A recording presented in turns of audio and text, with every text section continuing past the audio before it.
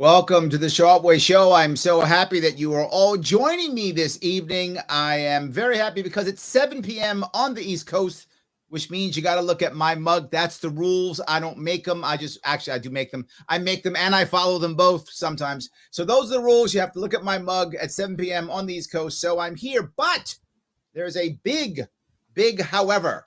That however is, I have someone with me today. It isn't just me.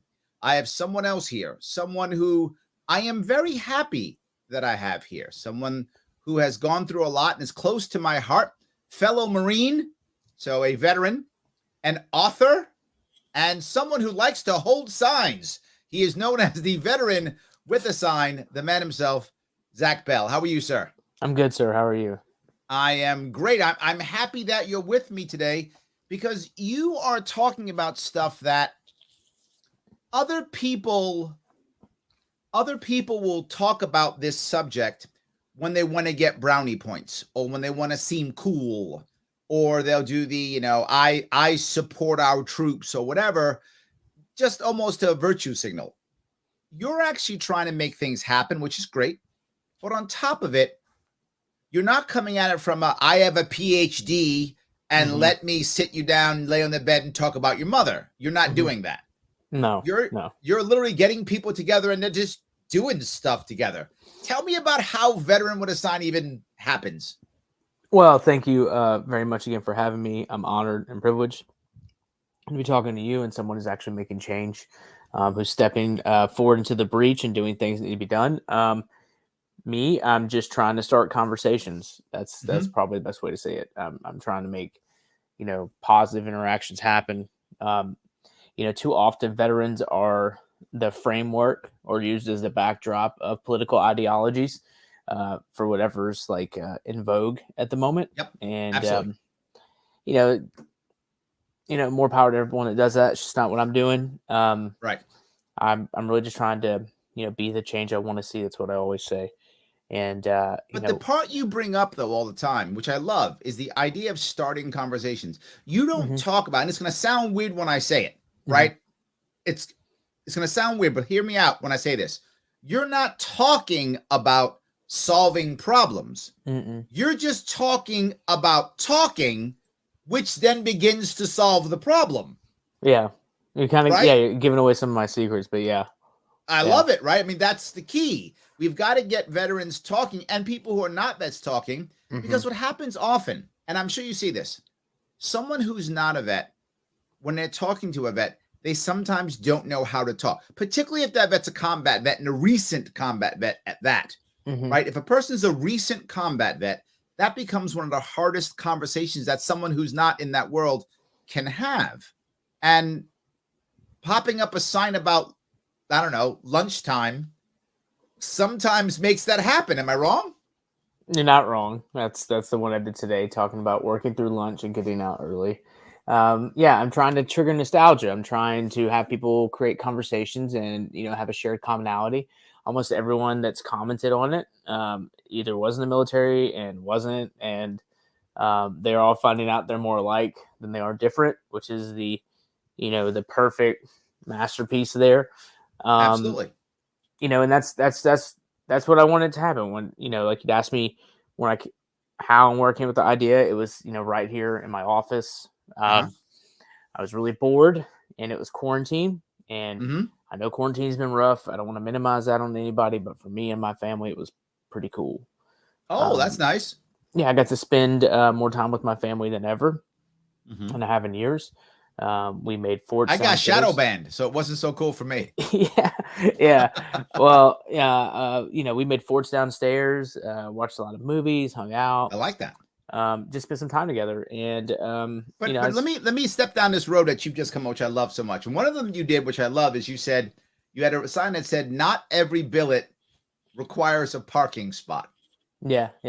And that is very military. Like, if you're not a veteran, you have no idea what that means. No idea what that means. For those of you who don't know, if you are a veteran, you get. If you're not a veteran, many times in front of almost any unit building, there's going to be some type of, any building on the military, there's going to be some type of, parking spot for so-and-so non-commissioned officer, so-and-so officer of. Yeah, And officer of the sometimes we look at that day. and we go, that's like the officer of the guy who like orders the toilet paper. Like that guy doesn't deserve a parking spot. Yeah. So I completely get what you're saying. I do something similar. Many people don't notice, but when I wear my lapel pin, I don't wear a Marine Corps lapel pin. I don't wear an American flag lapel pin.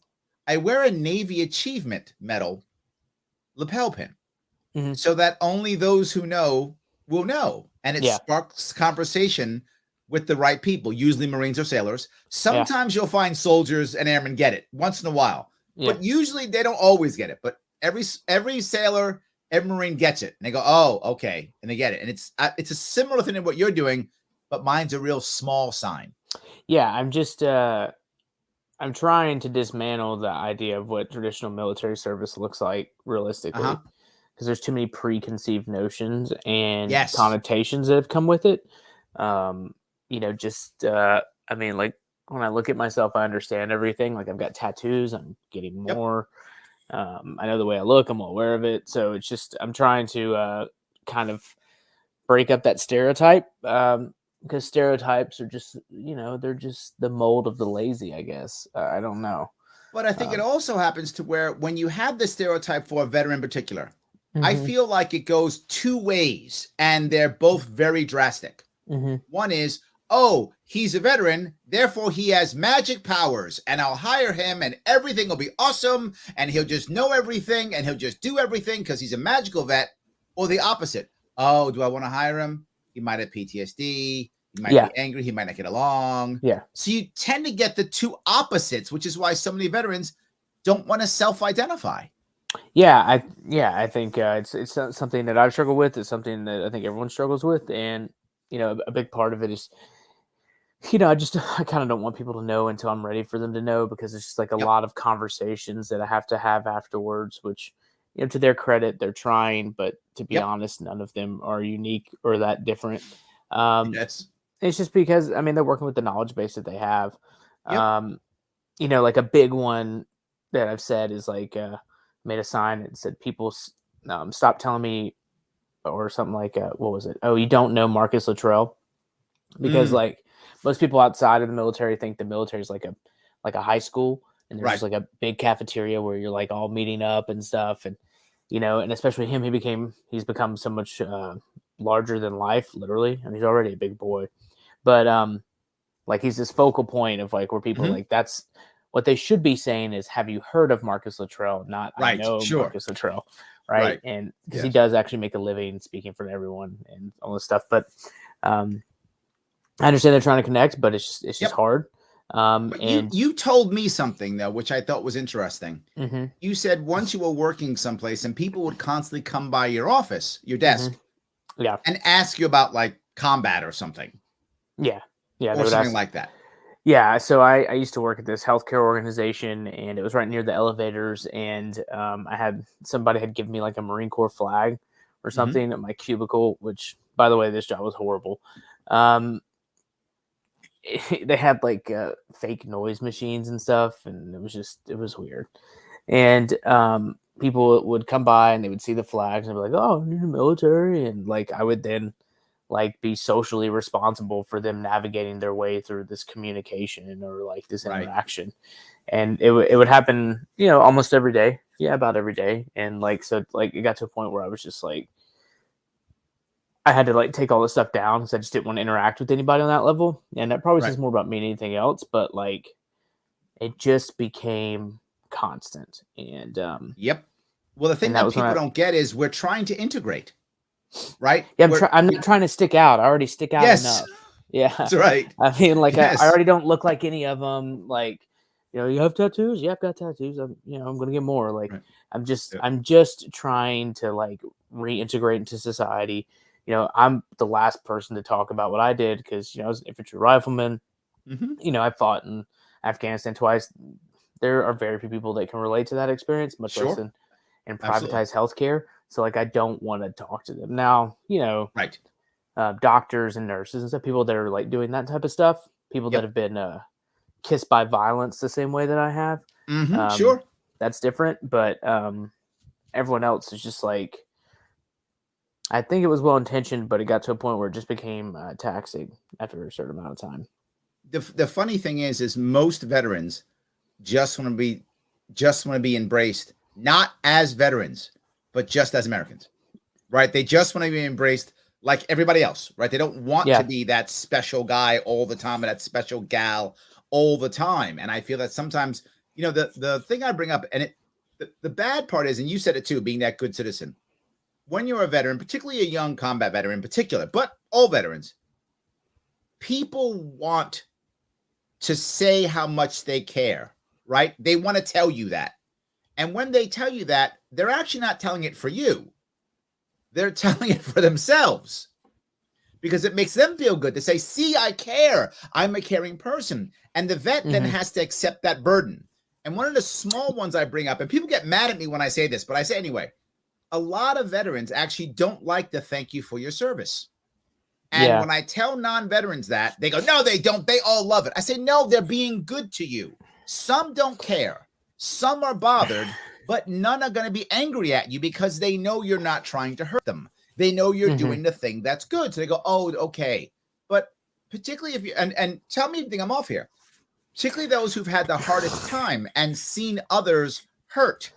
When they've watched others hurt, when they hear thank you for their service, it actually makes them feel almost like, don't thank me, thank the guys who didn't make it.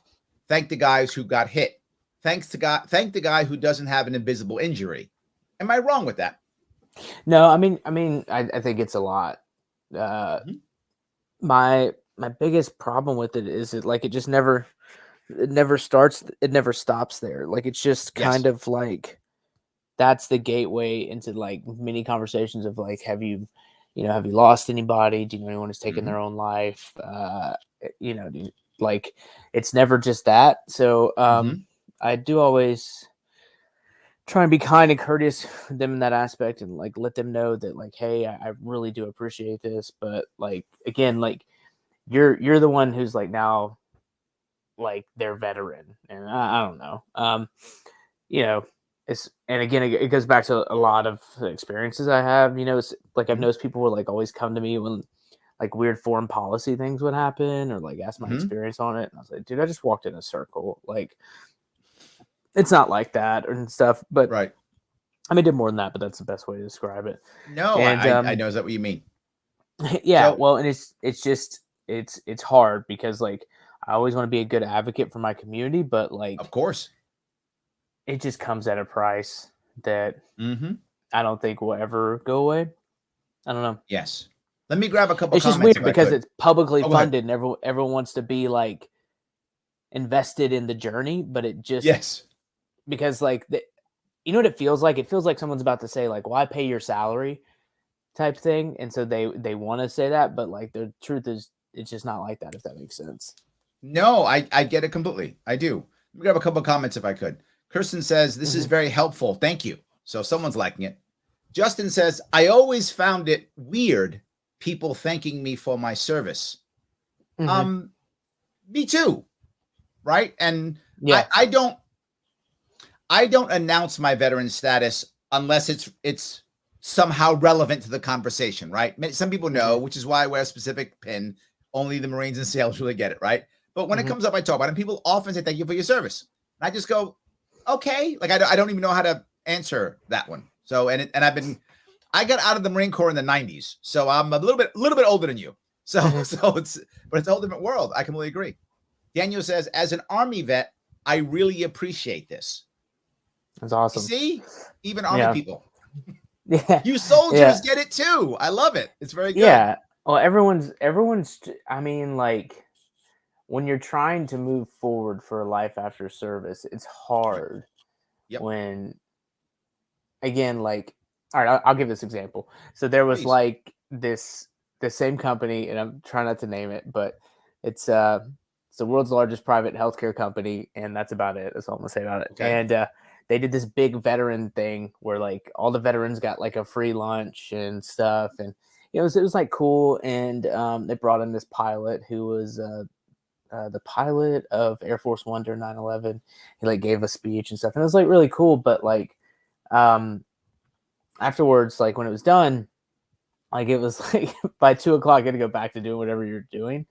Right. And like, I don't know, I just felt like different about it because that was one day for some reason. I usually take Veterans Day off, like in general. Like if they're like, hey, we want to do Veterans Day, like I usually do like a parade in town, like with veterans organizations I support, or like spend time with my family, like realistically, and things like that. And this is the first time in years I hadn't done that. This is a few years ago, but I remember just being like, I don't think I'll ever do it this way again, because it's not that it was bad. It's not the way I wanted to spend it. Does that make sense?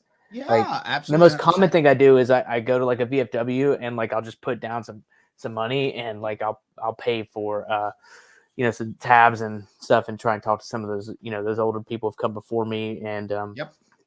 Give them the time and thank them for their service, and I leave. I don't want anything from them. I Right. just want them to know that they're seen, heard, and I appreciate them, because especially And that's me. the most important piece, right? You've just hit the most important piece. If someone's out there watching and saying, well, Larry, I want to help vets, I don't want to be a jerk to vets, I'll give you the way you can do it. Just be there. Mm-hmm. That's it. Just be there. Yeah. And if you see some vet who's going through some stuff, just be there to listen. Mm-hmm. The vet doesn't expect you to solve the problem. They don't. Mm-hmm. They don't expect it at all. But they would like for you to be like, yeah, I'm here. I'll listen and I care. You're part of my family. You are integrated. That's what a vet wants to know, that you're part of my family. You're integrated with us. I can't solve your problem, but I can listen. I can sit here and shut up and listen. I could do that. And that's a really important piece. Am I wrong here? No, you're not wrong. I think we're at this weird stage now in our country where we're a little too far away from the wars that have happened. The war that just recently closed. I mean, not everyone was associated with that. There's this old saying that we go in this cycle. We're too far away from the last World War, so we're always coming up to the next one, I think is how it goes. But like, we just don't remember really the cost of the things we're doing, and we're pounding our chest. We should be reaching across, trying to shake some hands and stuff. And so, now, especially with all these things that are happening, all the different ways people communicate and stuff, I just always try and like meet people where they are, and well, the Marine Corps grassroots you were talking about. So let me show you that. This is, if those of you want to see what he does, head over to veteranwithasign.com. All his links, all of Zach's links are in the descriptions. If you want to check out his Twitter, his Instagram, his website, they're all in the description. So check it out. His Instagram's right here. If you want to check out what he's doing, if you're an Instagram person, all good. He's on Twitter too. So he's on all the things. So if you want to go on the things, he's on them all. You can check him out if you like. And of course, help us all out by liking and commenting and sharing. That's always important. Let people know that what we're doing, it does matter. It is really important. Please do that if you can. It matters tremendously. And if there's anyone new here watching, which I hope there are some, do me a favor, take the world's smallest political quiz. Go over to theadvocates.org. They're our sponsor. They're how we get paid. It helps tremendously if you can do that. Or libertarianism.com. Either one of those works. Check those out. Share them around. They're free. They're totally free. You want to know what libertarianism is all about? Head over there. Libertarianism.com. Literally the .com. It will show you what it's all about. Do that. It would be great.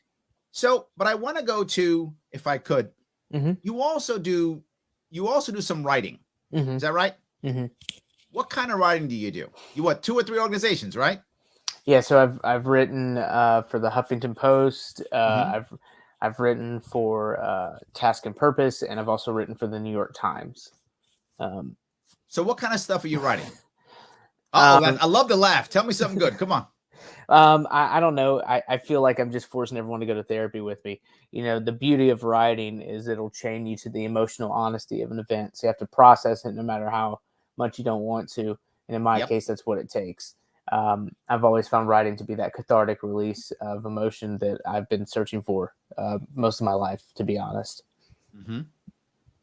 And tell me what kind of stuff you write, though. So the type of stuff I write is, I mean, the most recent stuff I've written. I wrote about my time in Afghanistan. My children got a book from the library, and it was a Choose Your Own Adventure book, if you remember those. Yep, I remember. And they had turned it in my last deployment into one. And, And it was like, if you turn left, you avoided enemy snipers. And if you turned right, you engaged the enemy sniper. And you come to find out you'd actually engaged 2 civilians and you've committed a war crime. Wow, that's serious. It's very serious. It's also not what a sniper is. Hold on. Your kids did this?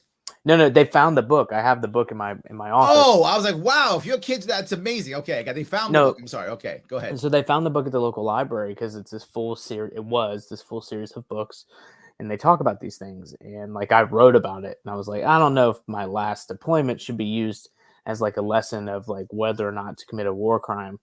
And so I emailed the editor, and actually I talked to him over the phone, and I pitched him 10 ideas, and that was the last idea I pitched him.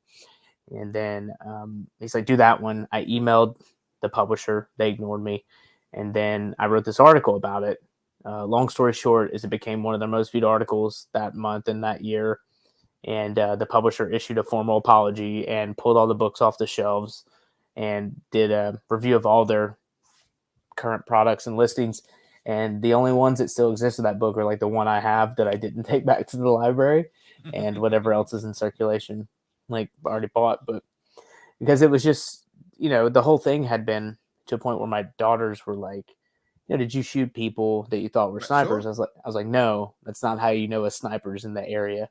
Which the standard operating procedure for that is if you're on a patrol, you're conducting operations, and you take a casualty or you take an injury, you don't know where it came from, that means there's a sniper. If you can see them, they're not a sniper. So yeah, absolutely, yes. Yeah. Well, that's one of the reasons why we have Overwatch, right? Yeah, that's exactly right. You have Overwatch. So right. like, Overwatch. The whole premise was off. Forget, and then you had the fact that like it just turns out to be two civilians, and like more to the point, like the war I was in, it's more than just something people talk about. Like it's my life, and they were too cavalier with it. Yes. Yeah. So Shelley asked a very specific question. Are there benefits for minor children of deceased veterans? Yes, there are. Yeah. Yes, there are. Yes, absolutely. The government does throw money at the family, which is good that the government throws money at the family. But I would rather have the mom or dad there instead. But I do get it. The government does throw money at the family. It's true. But I'd rather have the person for sure. Yeah. Go ahead. And there's various levels and programs associated with that. I mean, there's Gold Star Families, Yep. I would start looking at that with the goldstarfamilies.org, I think is what it is. Yes. So tell me about Gold Star Family then. A Gold Star family is a family that loses someone to combat operations. The Blue Star was if someone was deployed. The Gold Star is if they never came home.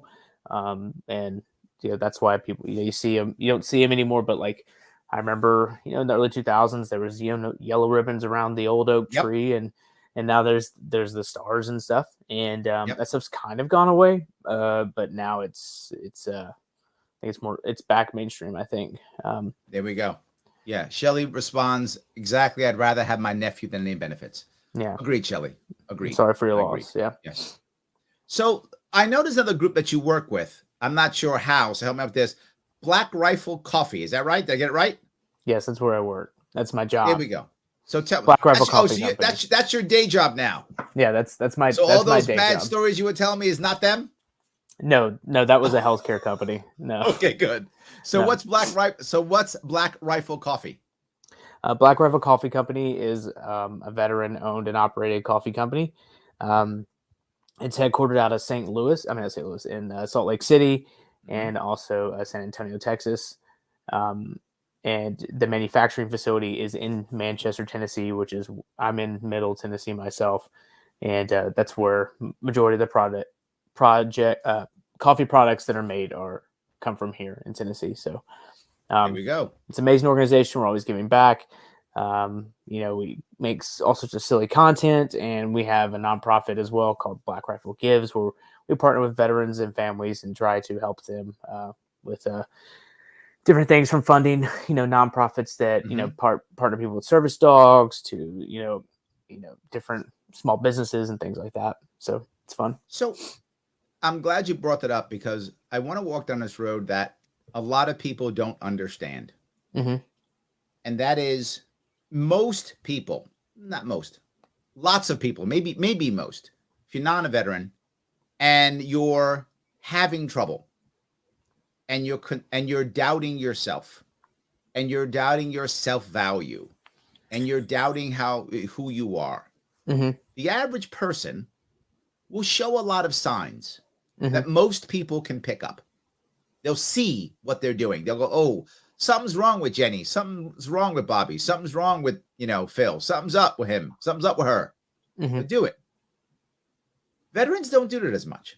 Mm-hmm. They tend to keep a lot of it in. And in fact, sometimes make it so hard.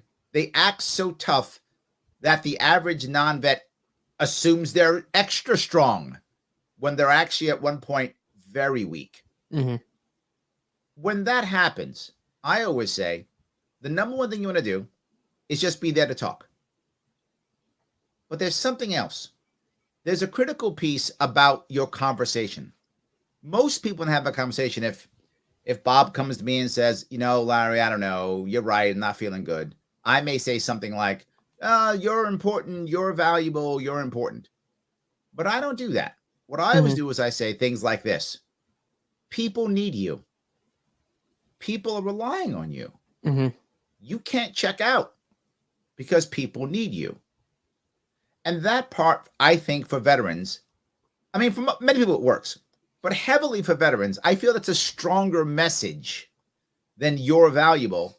And a stronger message is you're needed. Mm-hmm. Right? I feel like that's stronger. Tell me how you feel about that. Yeah, I think mental health is something that, our country at least really doesn't have a good grasp on. Mm-hmm. Probably globally is something we don't struggle with. I would argue globally. Yeah, I haven't heard of any countries that really have any different position on it. But I think it's a human issue. I think it's hard to really calculate and describe how you feel from time to time, and to be able to reach out and connect and to just say, like, I just don't feel good.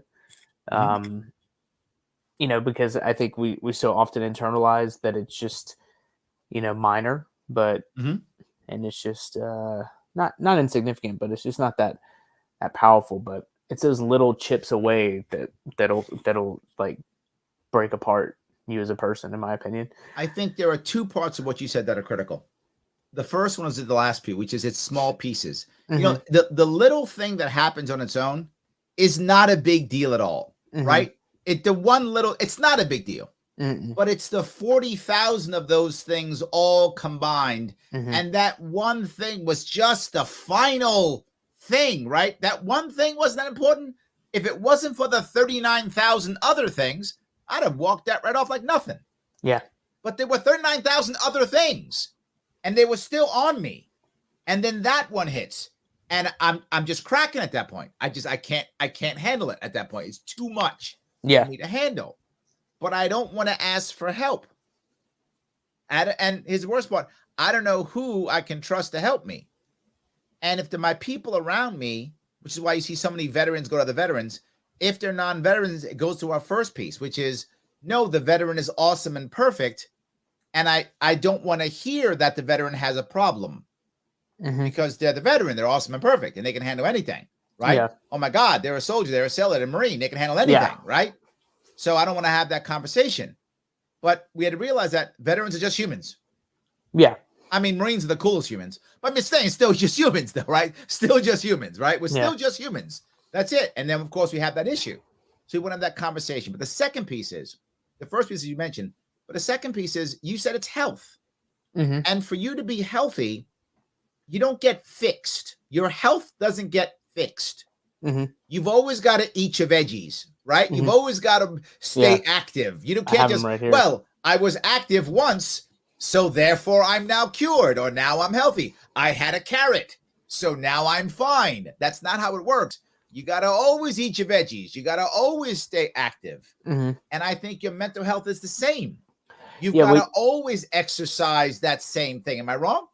No, you're not wrong. It's just that most people don't see it that way. And that's probably the biggest issue of all. Like, like I always say, like, I can always spot someone who's been kissed by violence because it changes the way you love.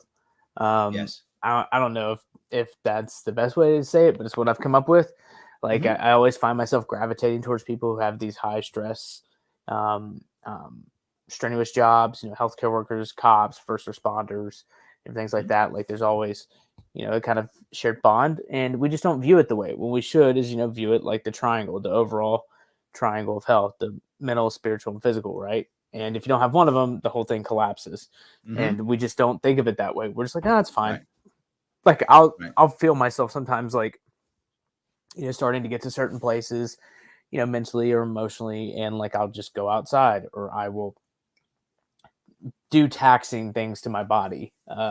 Through exercise in particular, I think that exercise in general is undervalued in my opinion. 100% true. Like I have no desire for the aesthetics aspects that can come of exercise in general, because like, honestly, I feel like if you chase that, like it's a fire you can never put out, in my opinion. So I don't think it should be your goal. Like mine is just to be, more functionally fit, and really just to like put some strain on my body, because it strengthens your bones and your muscles and your heart and all this stuff. But it's really right here, right between the eyes, is where you get the most, because you can everybody can call it what they want. They can CrossFit, bodybuilding, weightlifting, whatever you want to call it. All it really is you pick something up and then you put it down, whatever it is. That's all there is to it. And I like that. Yeah, well, it's just has nothing to do with anything else in my life. Like I just pick it up and I put it down. I just want to say we do have somebody who I know has a mental illness, because he just said Jarhead suck, army all the way. So that person clearly has a mental illness. So we should help him out a little bit, huh, Justin? We all make mistakes. We all fall short of glory. Maybe he's just wrong. That's possible. You're right. I shouldn't say that. Absolutely. Shelly says, a serious note though. She goes, when an NYPD officer lost his triplets in the first 3 days, everyone assumed he was handling it well because he was so strong for his wife and family. Nobody saw his suicide coming. This is the hardest piece. And I say it all the time on this show. And those of you who've watched me throughout the years know suicide's the worst. The worst. There is nothing worse than that. They're all losing anyone is bad. It's a level of horrible. It's no matter what, losing someone's bad, but suicide's the worst. That's the worst. There's nothing worse than that. That one hits, that one hits everyone around. What I always say is people who commit suicide believe that they're, ending the pain. And what I always say is they're not. They're just spreading it to the people who love them. Yeah, like a wildfire. Like it only amplifies everything. Like it's a permanent solution to temporary problems, the most common thing people say about it. But that even kind of dulls down the reality of it. Like it makes everyone's life worse. Yes. And that's, I don't think we're as serious when we talk about it. Like, permanent solution to a temporary problem. Like that sounds somewhat childish. Like my approach to it, talking to people who've gone through this, like you will make everyone around you worse because of this. Like, and you won't even be here. Their lives will be worse. Is that what you want? Do you want everyone to suffer because of this, or do you want to try and fix it? And I think we need to take, I don't want to say heavy-handed, but definitely a more firm approach to just talking about it, because maybe people, it's not that they're cavalier. It's just, I don't know. So people don't think it can happen until it happens to them. Yeah, you don't think, I'm fine, but the darkness is just around the corner. The wolves are at the door. Like, it's not the one thing, it's the 40,000, like you said. The other thing I think that can be difficult is, and this, people who have, to use your phrase, been kissed by violence tend to have a very dark sense of humor. Yes. And that very dark sense of humor doesn't always connect with people who don't have that, right? They don't get it. And so the dark sense of humor can be at odds. And then sometimes, because someone who doesn't know, they can't tell when it's a cry for help and when it's still humor. Yeah. They can't tell, right? Oh, wait, is that? Oh, no, that's just his weird sense of humor that I hate, right? It's just that. But no, he's actually crying for help right now. He's actually telling you, let's have a sit down, but you don't get it. And or worse, then they attack you for your sense of humor. And then you think, wow, you don't get me. And now when you've attacked the person for the dark sense of humor, you've actually created a larger gap in between you and them. And now when you want to connect, you've made a gap versus going, all right, look, I didn't find that funny, but you know what? He did. And that's okay. Let him enjoy his humor. I'll smile. Yeah. I'll smile at his terrible sense of humor. And I found it with myself too, right? When I came out of the Marine Corps, no one got my sense of humor except for the Marines. Like nobody got it. Well, I mean, you've just had different experiences, right? I Yeah. mean, that's just the way life is. Um, like it just takes time for people to like really acknowledge that. Like I just you know I just look at it as I've gained more, and so my perspectives change. So like that's probably where the dark sense of humor comes from, or at least that's what I think. Yes, I think it is. And again, humor is how so many people deal with issues, right? It's a common way that we deal with issues, right? Hmm. We tell a joke or we laugh, and that's how we deal with it. Otherwise, it becomes too much, right? We take the example I will often give is Mel Brooks. This is Mm, an odd one. For those who don't know, Mel Brooks is I think he's still alive. he is. He's a comedian, Jewish comedian who actually was served in during World War II. During the Holocaust, Hmm. Jewish comedian, his family is getting murdered by the Nazis, and literally he joked about Nazis almost his entire career. Hmm. He made fun of Hitler, he joked about Nazis. I really feel that was his way of processing all this stuff, right? I mean, I think that's how he dealt with it. That's how he went through it. He dealt with it. My 2 cents. I could be completely wrong. He might, be Well, watching I and go, mean, Larry, you're full of it. But that's what I feel. he dismantled them over the course of decades of film and television through all the different movies he made, History of the World Part Two, all those different things. Like all of it was just him dismantling that military industrial complex in that way, and like he was still fine, and he's 95 and still living in Brooklyn, according to the Yeah, there we go. comics. Kirk says, yes. Thank you, Kirk. Appreciate that. Yes, Yeah, absolutely. no, Yes. I mean he's still here, and like so comedy, I think when it's at its best, it's using humor to talk about an adverse topic, Mm-hmm. and so it's this like fine line of like you're kind of like doing a balancing act of like I want to say something, but I want you to pay attention. So how do I make you do it? It's what I like to think that I'm doing. Like I Mm-hmm. can't tell people every day to not kill themselves; they won't listen to that. But if I can just Right. kind of stay on this little balance beam of walking this thing of like nostalgia, making fun of myself and military and stuff, then maybe you'll listen to me. So when it comes time for me to tell you, that you need to reconsider what you're doing, you need to know that, I love you, your family loves you, everyone wants you here, that you'll listen, right? Yes, But absolutely. if Yes. it's just a barrage of, day in, day out of people saying the same thing over and again, it just doesn't resonate, Right. like it's my same position with the VA. Everyone's like, oh, the VA sucks and blah, blah, blah. I'm like, okay, well, do you have an idea about how to make it better? And they're like, no. I'm like, well, we're not going to talk about it then. So, like, it doesn't have to work. I don't even care if people's ideas work. That's the wrong concept. Partnering with them, ideas. If you're just thinking about a solution, eventually you'll get to the best solution or whatever it could be. I think that's possible over time, but if you don't at least try or have the mindset of like, what if this is better? It'll never get Yeah, no, better. I love your point is, as I said earlier, and I love your point. Your point isn't about solving. Your point is about connecting and starting that conversation. Hmm. And if we can keep talking, it's the point I bring up all the time with anyone who's in any form of trouble, whether it's a veteran who's struggling, whether it's an addict who's struggling, whether it's a former a felon who's struggling, anyone who's struggling for whatever reason. If at least you're talking, they're still with us, right? Hmm. We got a chance at getting them back in action as long as if they're talking, we're good. Now we got something going on, right? And that's an important piece. I Yeah. completely agree. I've seen the amount of times that I've tried to keep someone just on the phone. Hmm. And I think you know the kind of conversation I'm talking about, Hmm. where you just want to keep them on the phone. And Yeah. as long as they're on the phone, they're with me. Yeah. If they're off the phone, I don't know if they're going to be with me anymore. So I got to keep them on the phone. So you want them talking. I agree with you completely. It's exactly the right thing. You just have to, yeah, 100%. you just have to keep them there. You have to make them understand. And like, that's like, it's also positive. It's positive reinforcement of their behavior as opposed to like the VA Yes. sucks. The VA is trying to kill you. You know, people Yeah. forget it's one of the biggest government organizations there is, but I don't believe they've ever had the intent of trying to kill people. Yes, I think Like I think you're right. Yes, I'm not a huge fan of the VA, but I I actually believe that they are not trying to kill people. I agree with you completely. They're that's like not. That is literally not their against intent. everything that they do. So It's like correct. people are like, oh, they're trying to kill me. And I'm just like, no, they're not. It's just a big government organization. And, people tend to forget that. I used to be a director of security in a hospital. And I tell people all the time when I was charging my guards, I'd be like, listen, when people show up, it either is the worst day of their life or it's about to be. You need to be careful and understand that. And I think people forget that, especially when they show up at, a hospital or as a patient or if they work there and all these different things.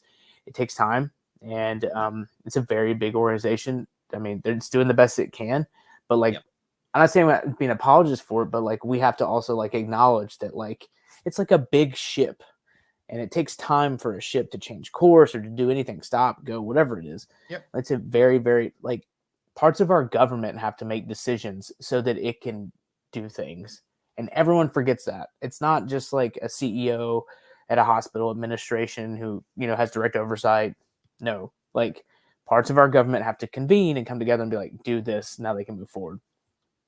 And we Which tend is to one of the forget reasons that. why I actually spend a lot of my time.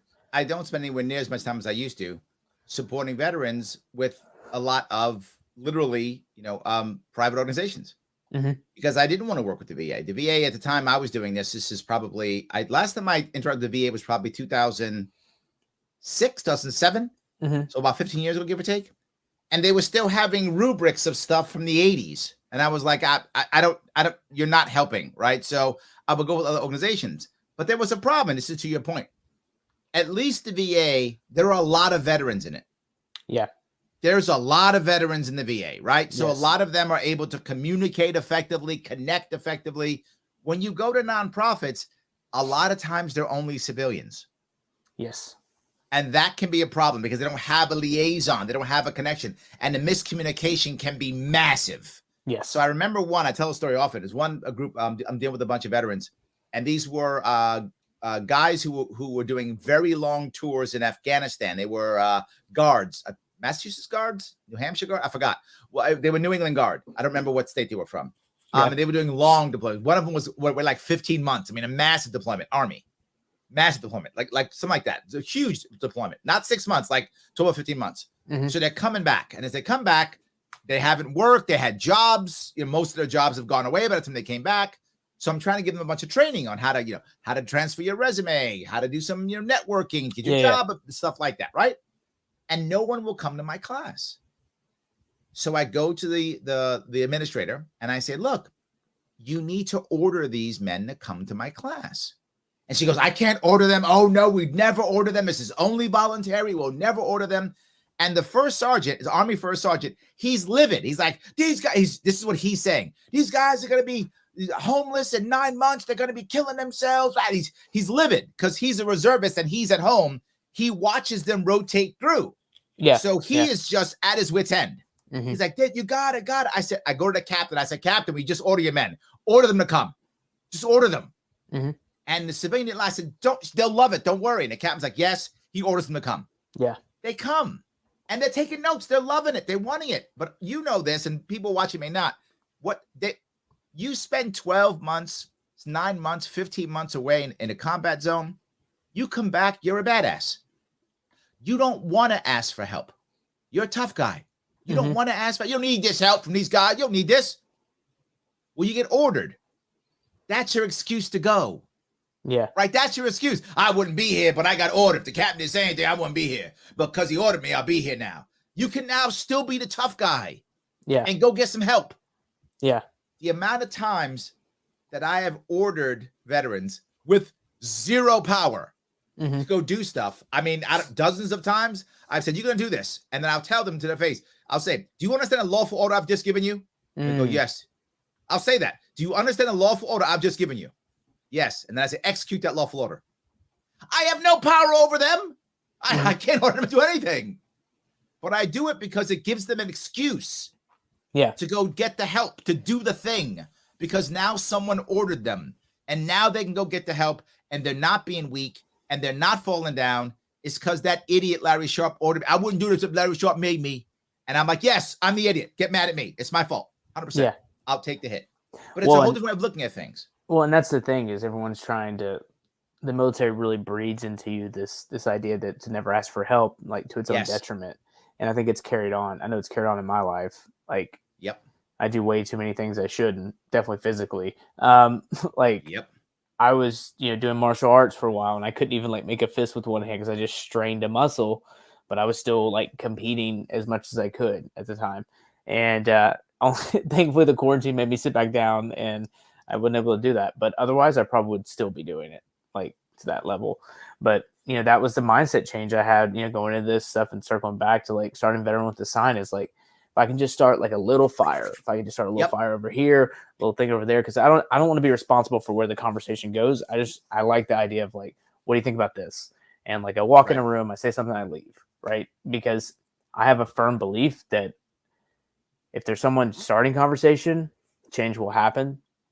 But that's the hardest part. The hardest part is like, I'm going to talk about something uncomfortable, and then leave it up to y'all. And it's grown to a place where I never would have anticipated, and all these different things that have happened. And, it's way beyond my own control, and I'm just really grateful for it. But I'm just trying to be a good advocate for the community that, has been built. So how do you, since we're in that piece, how do you measure success for a veteran with a sign? How do you know you're winning, right? How do you know? Is it number of conversations? Is it people helped? Is it amount of people who watch your content? How do you know? It's the quality of the conversation, right? Like I'm pretty, I don't want to say forceful. I'm pretty direct with like acceptable and unacceptable behavior. And so like if the conversation's, I don't say it's going positive, and I don't really think there's such thing as negative conversations. I just think there's bad speech or like hateful speech. That's different. Like something that's derogatory, but like a negative conversation, I'm not sure a negative conversation exists. I think you have to have hard conversations, right? But things that are just hateful speech, like that's just got to go. Like if you're just being derogatory towards someone, like you get one warning, then I block you. Like I don't care. Like, and then what happens every single time if I delete a comment or something when somebody's out of line, they will message me almost instantly being like, I'm so sorry, I shouldn't have said that, blah, blah, blah, blah. I'm like, hey man, hey man or ma'am, this is your one shot. Like, that's it. Like, because I want to kick them out of the club, but you can't allow stuff to happen. And so that really is kind of a real good for setting tone. And, it's like, it just has to be said that way, right? It has to be done. Otherwise, it'll get away from you, and the comment section can just become a nightmare. And so that's really what I'm always looking for, is like the quality of the conversations that are happening, right? Because I don't know, maybe I'm overstating my value, but like that's what I'm always looking at: followers and comments and likes, all that stuff that comes and goes. And you can't focus on that because like there's also an algorithm in the system that like I don't really understand. So I'm just looking at the quality of the conversations that are happening. And like today, it's just a bunch of people talking about how they don't get lunch breaks, and like that's really what I wanted. That's really what I wanted, because I know if they talk, they'll connect, and if they connect, they'll learn. And if they learn, they become better, and it's kind of that's where it rolls, right? So if it can stay in that little pocket of open-mindedness, then I think anything's possible, realistically. Well, I'm going to touch one more spot if I could. Most of the time, when someone's really feeling at their worst, they feel alone. They feel like no one understands them, no one gets them, that it's only happening to them, and they're all alone. And sometimes when someone puts a stupid sign up and they laugh, they go, oh, you know what? That dude Zach gets me. I'm not alone. It's not just me. Somebody else does get me. And you literally might have just pulled him out of a spiral, right? That might have been the thing that pulled him out of that terrible spiral. That one thing, that one sign you put up, that one joke you told, that one thing you did might have just pulled them out of a spiral. So I love that idea. Yeah, I mean, that's the thing, is I want them to like remember their own strength a little bit and be like, hey, isn't this funny? Like, like the only two jobs in the Navy are SEAL and Doc, or like, that's like it. Like, I remember somebody was like telling me like, oh, you should be I was looking at stuff in the Navy in particular. They're like, look at being a CB. And I'm like, I don't know what a CB is. And then like, I know what it is now, but at the time I was like blown away by this concept of like, there's a bunch of naval bees like in the ocean. And I was like, that doesn't exist. But it's just like Right. funny language, right? Right. And we can learn a lot from words. And they tell us, especially in the military's language is actually very intentional, unlike stuff outside of it. Like a CB is like it's someone who does a very specific job, like all these different things. It's so you can know what it is without knowing what it is. And For so those of you who don't know what a CB is, it's basically a naval combat engineer. yes, yeah. That's what it basically is. It's basically a naval combat. They're always busy as bees, and they're at sea, and it's just the whole thing, right? So it's like a CB, and I feel like if we can lightheartedly look back on our past, we can be better prepared for our future. I was supposed to be a combat engineer when I went into the Marine Corps in 1985. I was supposed to be. Yeah. And I know you're going to hear something that you never heard before. My recruiter lied to me. No one's ever said that before. That's the first time ever. So yeah, no, definitely not in the 80s. I went in the ground side. I wasn't. I was still in the ground side, but it wasn't combat engineer. Yeah, in the 80s they were smoking indoors and just making up contracts as they went. Yeah. What contract? What's that? You're lucky. You're lucky you made it out the door at all. Like in you go. That's all. Yes, in you go. Yeah. And all my leadership. My senior leadership was all Vietnam vets. I can only imagine. All my senior leadership was Vietnam vets. That's when I went in, right? I mean, 75 was the end of the Vietnam War. Yeah. So all my, master sergeants and above, all my majors and colonels, they were all Vietnam vets, right? All of them were Vietnam vets. So yes, they were kind, understanding people. I'm sure they had softened with age, and they had valuable lessons of war to teach you. I gotta tell you, there was one, and this is an interesting story that some of you may enjoy. There was one, and I still remember his name, Master Gunnery Sergeant Steele. He actually had gone to Vietnam 3 times. And when I asked him why he went the 3rd time, he was so angry at all the death that people he had lost. He went out of vengeance, out of anger. He went the 3rd time out of anger and vengeance because he had lost many people. He was in during the toughest time, right? Tet Offensive, all that stuff, the tough time. And he got promoted to sergeant within a year because everybody around him was dying. He was just being combat promoted left and right. And you would think a guy like that would be horribly mean and nasty, but he wasn't. It reminded me of, my mother worked for a German bank when I was a kid. And we used to actually put together the German reparation checks for the Jewish survivors of the Holocaust in the 70s. And I'd actually met some Holocaust survivors, and then I'd met like family members of Holocaust survivors. And the Holocaust survivors I met were like wonderful people. I was a kid, so I assumed they'd all be bitter and angry, right? It's a German bank. They're going to be bitter and angry. No, they were like happy to be alive. They were like happy and wonderful people. Yeah. And I'm like, you went through like Dachau, right? How can you be happy? You went through Auschwitz. How can you be happy? No, they were happy to be alive, happy, wonderful people. I couldn't believe it. I was so shocked, pleasantly surprised. And Steele was that way. He was a very good, open, caring master gunnery sergeant and had been to Vietnam 3 times and taught me the use of a CS grenade. Now, most people, this is going to be some dark humor. I'm going to give you some dark humor. He goes, whenever you go on ambush, you always got to carry CS grenades. I never really understood, why would you want a CS grenade? See, for those who don't know, CS is basically, it's basically tear gas. It's basically tear gas is what it basically is, right? But the Marine Corps also has tear gas grenades. And I always thought, why do you want a tear gas grenade? I never got that, right? I understood Willie Pete. I understood frag grenade. I didn't get CS. I didn't get it. He goes, no, you always got to go out with CS. And I was like, why? He goes, when you ambush the enemy and you light them up, you didn't throw a couple CS grenades. You hear any coughing? Anybody's coughing? Shoot again. I said, see, everyone's laughing, right? Some people hearing that think it's terrible. That's the kind of dark humor we talk about, right? Throw a CS grenade, hear some coughing, you shoot again until you don't hear no cough anymore. So, that actually is really good. It is good. I thought you'd enjoy that. It's called tradecraft. There we go. Yes, tradecraft, exactly. So, but that guy who had been through that, who told me that because he had experienced it himself, who had done that, he was one of the best leaders. This leader, I know him from 40 years ago, and I still remember him.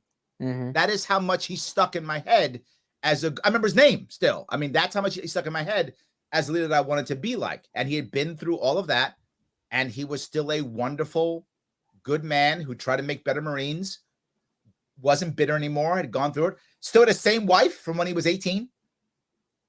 Just everything. So anyway, that was an interesting story. I thought you might enjoy that. No, that's perfect. Yeah. So yes. So let's see. Christine says my partner was told he'd be a CB and they put him on a destroyer. It does happen. Not a It lot does to build. happen. Not a lot to build out in the middle of the ocean. Yeah, not too much. So yes. Brian says I suffered a TBI in '84 and had migraines ever since. They were well managed for over 20 years. When the VA lost control of the migraines, constant pain and increased frequency of migraines made depression set in.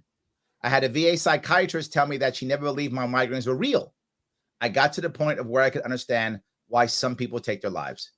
Yeah, Brian, there are a lot of horror stories, and Yeah. I do get it. And I'm glad you're on this, this live right now watching and knowing that we're here. We go through these things. We all do, you and me. And the best part is it doesn't matter whether you went in the Marine Corps 35 years ago or 10 years ago. It doesn't matter, right? We all have issues that we're dealing with and we're all trying to get through things and we're all still a family. It doesn't matter at all. So Joshua want to talk about the algorithm. He goes, to be fair, nobody understands the algorithm. So see, Zach, you're in good company. Well, it's just, what is it? Chasing your tail a little bit. Like it just responds.